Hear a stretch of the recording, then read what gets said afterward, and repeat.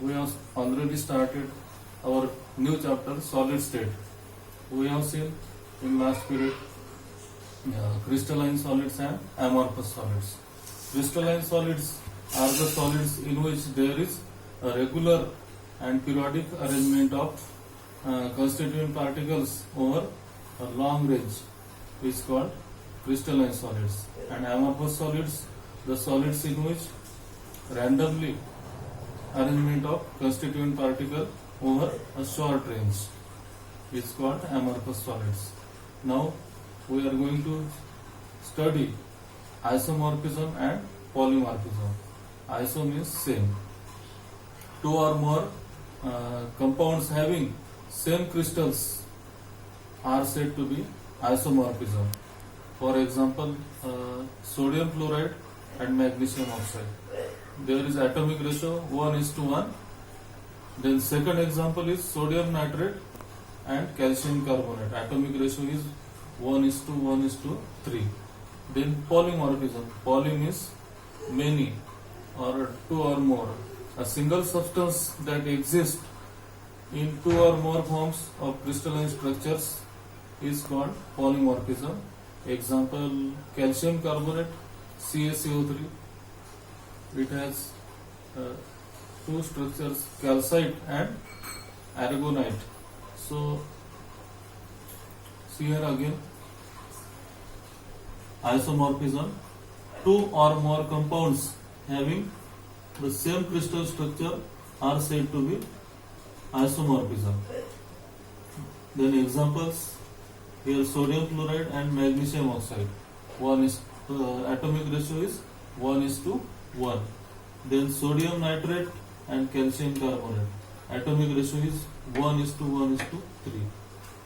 So sodium 1, nitrogen 1 and oxygen 3. In this way 1:1:3. Then polymorphism, a single substance that exists in two or more forms of crystalline structures is said to be polymorphism.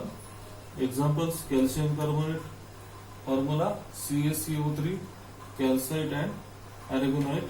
Then silica, formula silicon dioxide.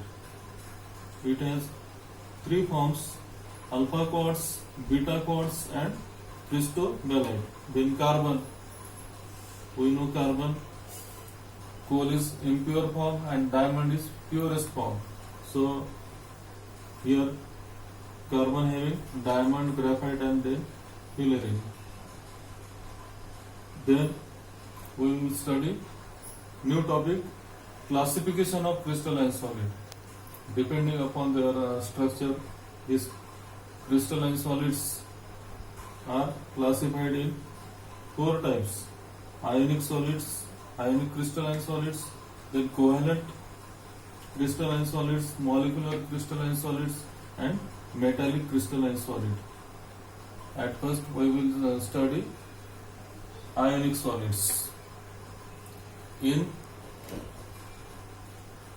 ionic solids, the constituent particles are the ions which are held together by strong electrostatic force of attraction or Coulombic force of attraction. In ionic solids, cations and anions are arranged in regular manner.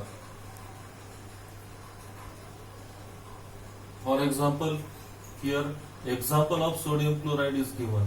Here each sodium positive, that is cation, is surrounded by 6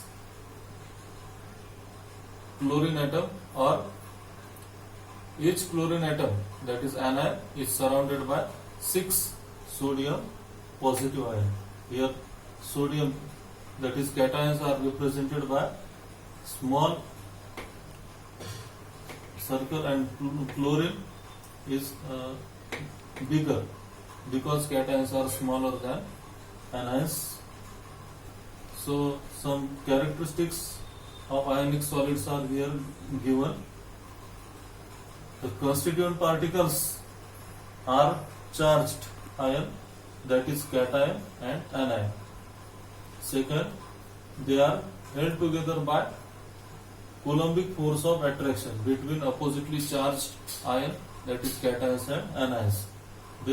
They are hard and brittle. Also, they have high melting point. Then they are non-conductor or poor conductor of electricity in solid state. But when dissolved in water, then there is a solution. So that solution is good conductor of electricity. Examples of ionic solids are sodium chloride, potassium chloride, then potassium sulfate and calcium chloride. So these are some characteristics of ionic solids. Okay, thank you.